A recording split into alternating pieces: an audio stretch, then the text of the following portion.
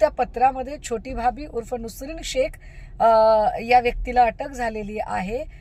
ही माहिती निश्चितपणे मी दिली। आमदार देवयानी फरांदे यांनी काहीही कारण नसताना हा सगळा चर्चेचा सूर स्वतःवर ओढवून घेत बडी भाभी म्हणजे मीच आहे आणि मलाच सुषमा अंधारे बोलल्या असं जे ते म्हणाल्या ते फार मला चमत्कारिक वाटलं। हे बोलणं म्हणजे चोराच्या मनात चांदणं आहे असा याचा अर्थ होतो का? आणि स्वतःवर ओढवून घेत पुन्हा माझ्यावर हक्कभंगाचा प्रस्ताव वगैरे आणण्याची भाषा करणं।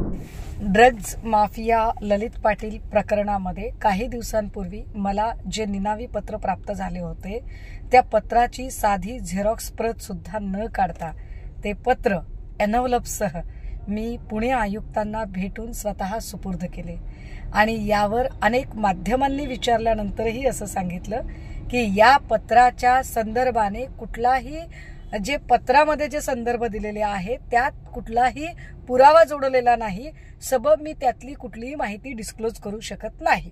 परंतु त्या पत्रामध्ये छोटी भाभी उर्फ नुसरीन शेख या व्यक्तीला अटक झालेली आहे। ही माहिती निश्चितपणे मी दिली। बडी भाभी कोण आहे हे मला वारंवार पत्रकारांनी विचारले पण मी ते अजिबात सांगितले नाही। असे असताना सुद्धा आमदार देवयानी फरांदे यांनी काहीही कारण नसताना हा सगळा चर्चेचा सूर स्वतःवर ओढवून घेत बडी भाभी म्हणजे मीच आहे आणि मलाच सुषमा अंधारे बोलल्या असं जे ते म्हणाल्या ते फार मला चमत्कारिक वाटलं।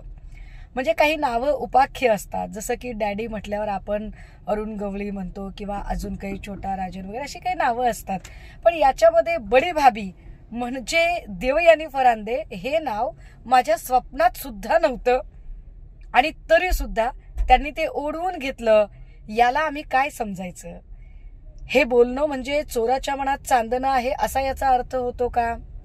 आणि स्वतःवर ओढवून घेत पुन्हा माझ्यावर हक्कभंगाचा प्रस्ताव वगैरे आणण्याची भाषा करणं। मला वाटतं की ज्या चुका मी केलेल्या नाहीयेत त्याची मला कुठलीही भीती बाळगण्याची गरज नाही। मी कायद्याचा पूर्ण अभ्यास करून येते, त्यामुळे सभागृह कामकाजामध्ये 194 अन्वये जी काही कारवाई करावयाची असते, जरी तसा काही प्रयत्न असेल तरी सुद्धा त्या कारवाईला पूर्णतः सामोरे जाण्यासाठी मी तयार आहे आणि मी माझी कायदेशीर लढाई देवयानी फरांदे यांच्या संदर्भाने लढण्यासाठी सुद्धा सज्ज आहे।